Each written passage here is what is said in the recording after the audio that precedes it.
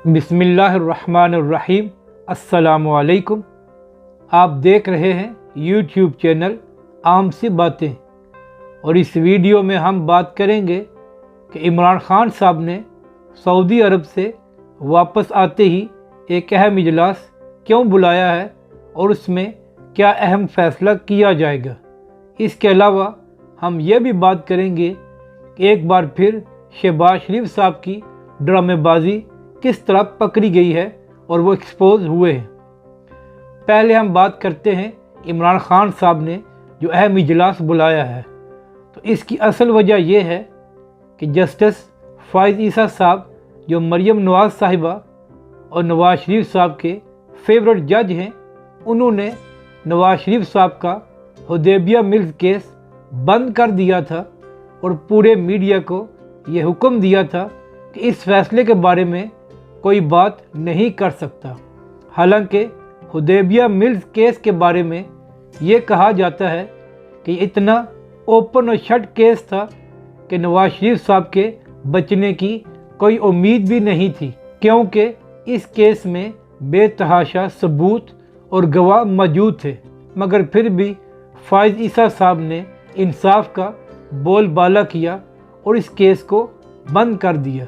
अब इमरान खान साहब ने यह फैसला किया है कि हुदैबिया मिल्स का केस दोबारा खोला जाएगा, नए सिरे से तफ्तीश की जाएगी, क्योंकि इमरान खान साहब नहीं चाहते कि इतना बड़ा केस जिसमें इतने सबूत मौजूद हैं उसमें नवाज शरीफ को बचा लिया जाए। अब हम बात करते हैं कि शहबाज शरीफ साहब की ड्रामेबाजी कैसे पकड़ी गई है।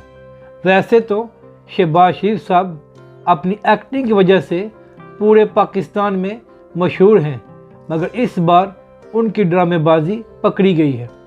हुआ कुछ यूँ है कि जिस दिन शहबाज शरीफ साहब को एयरपोर्ट पर FIA हकाम ने रोका था, तो उससे 3-4 घंटे पहले FIA हकाम ने शहबाज शरीफ साहब को ये इतला दे दी थी कि आप मुल्क से बाहर नहीं जा सकते, तो इसलिए आप एयरपोर्ट ना आएँ।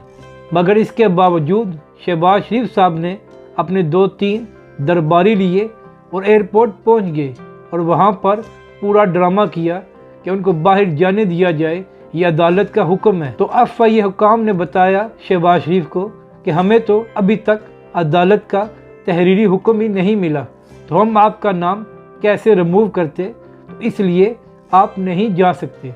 तो यहाँ से अंदाज़ा लगा लें कि शहबाज शरीफ कितनी बड़ी तोप है। उसको पता भी था कि वो नहीं जा सकता क्योंकि उसका नाम लिस्ट में मौजूद है, मगर जानबूझकर उसने एयरपोर्ट पर ड्रामा किया ताकि लोगों को ये बता सके कि यह हुकूमत उसके ख़िलाफ़ इंतकामी कार्रवाई कर रही है।